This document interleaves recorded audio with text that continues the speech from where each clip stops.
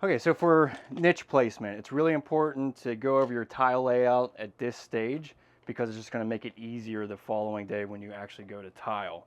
So trying to reference exactly, not exactly, but close to what you're actually going to be tiling is going to help with the placement of this. So we're going to be using 7 by 20 inch tile, and we're going to be doing a half pattern. So each alternative pattern is going to have a grout joint right in the half pattern of it, like a brick pattern essentially.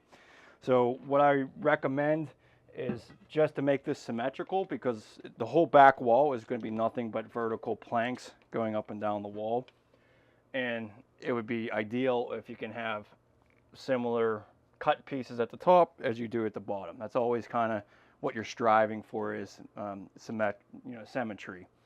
So what I would recommend is first trying to establish what your pan is going to be. So we're going to represent this as the 3/4 inch shower pan, and then we're going to put a piece of tile down, and that's will roughly be where our shower floor is going to be. And let's just measure all the way up to the ceiling. So in this instance, we've got 90 inches, and so let's just measure this down to the half waypoint and put your laser on there. And then you want to first see what the pattern's going to look like and what kind of cuts you're going to have at the top. So we want to put our tile right on that mark. Okay, then just mark the tops of the tile. Now this isn't going to be 100% accurate. It could be an additional 1/4 inch or an 1/8 inch off. This is just kind of the rough framing stage, but it'll give us a good reference of what we're going to have. So then it looks like we'll have about a 5.5 inch piece. So that works out well. So even if it turned out to be 5 inches, it's still going to look good. I would say something in this tile length, anything under 4 inches is probably going to look like a sliver to a certain extent. So, you know, it's just a matter of eliminating those smaller cuts with these bigger tiles. So what I'm thinking is that I'm going to just set my niche right at that level, because I know that when I come up here that this would come right to the bottom part of my niche. So that'll work out well. And this is a 12 inch deep or tall niche. So we got 12 inches. So let's just reference what 12 inches will be on our wall. So that would be like our top layer, which is right here. So that'll be our top. So we already know that this is going to work out great here at the bottom. Let's just take a look at what our cut's going to be at the top. So when you go off of the center, so that'll be our top cut piece. That's nice and large. I think that's what, like an 8 inch piece, 7.5 inch piece. That works out great. And then if you just wanted to reference, you know, what your half pattern would be, so we put that on that mark, and then so you'll have basically, you'll be just cutting off this much of that tile. So that's a nice large piece above the niche. So that's going to work out great. Most of the time, I think that niches, I mean, it really revolves around your tile layout. But if you're in between like 44 and 48 inches to the bottom of that niche, I think that's a normal, comfortable spot. So we're right at 45 inches. That'll work out great. So this is going to be our bottom of our niche. So for the cut marks, we're going to have to account for, so number one, we're going to have to count for the actual Wedi board thickness itself. So that's a 1/2 inch.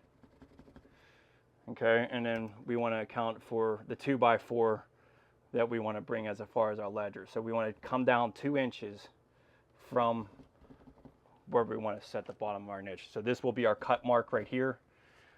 So let's just set this laser. So we'll cut this and cut this.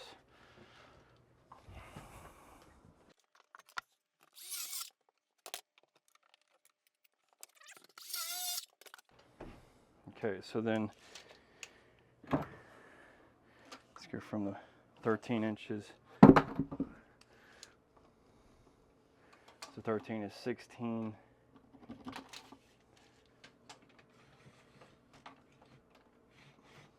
So 16 is because it's 13 wide That's what we need to make our opening.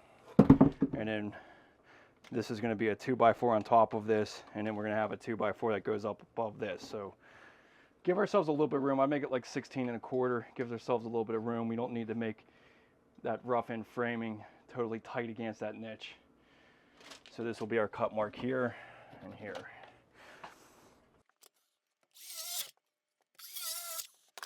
Okay, then we'll take our Sawzall and just lightly get this through. Try not to go through the drywall, obviously.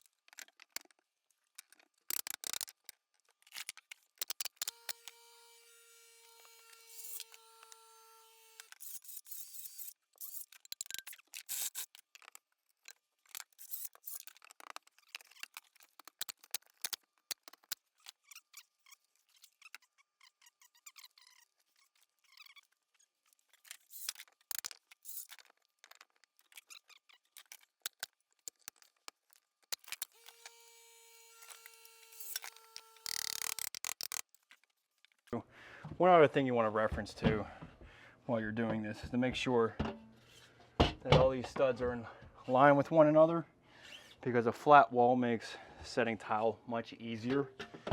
So, you know, anything within 1/4 inch is going to be sufficient. But yeah, you just want to make sure that it's fairly flat so you have an easier time setting tile.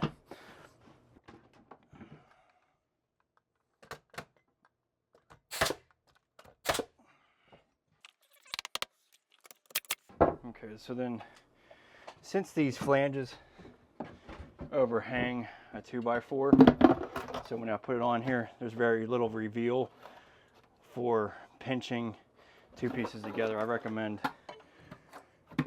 just adding another blocker on the side of this.